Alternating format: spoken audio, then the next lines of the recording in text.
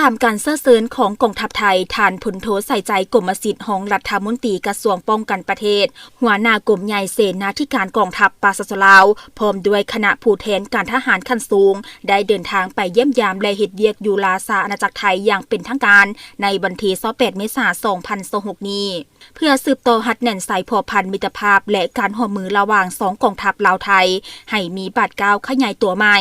ในโอกาสเยี่ยมยามลาซาอาณาจักรไทยอย่างเป็นทางการพิธีต้อนรับท่านพลโทใส่ใจกรมสิทธิ์พร้อมคณะผู้แทนขั้นสูงได้จัดขึ้นที่กองบัญชาการกองทัพไทย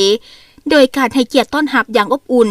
ของท่านพลเอกอุกิจบุญตานนท์ผู้บัญชาการทหารสูงสุดแห่งลาซาอาณาจักรไทยในพิธีท่านพลโทใส่ใจกรมสิทธิ์ได้ให้เกียรติกวดแถวกองเกียรติยศที่ตั้งแถวต้อนรับอย่างสมเกียรติและลงนามในปึ้มแสดงความรู้สึกเพื่อจะลึกไว้เป็นประวัติศาสตร์แห่งความสามัคคี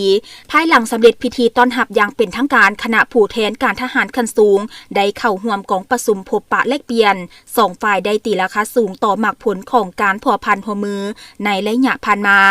ซึ่งได้รับการจัดตั้งปฏิบัติอย่างเป็นรูปธรรมและมีประสิทธิผล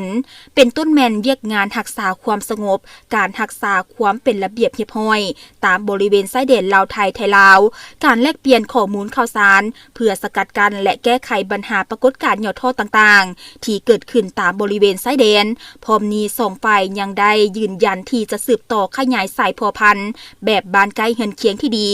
บนพื้นฐานการเคารพเอกราชอำนาจอธิปไตยและต่างฝ่ายต่างมีผลประโยชน์เพื่อสร้างความสมบูรณ์ผลสุขให้แก่ประชาชน2ชาติก็คือการรักษาสันติภาพและเสถียรภาพในภาคพื้น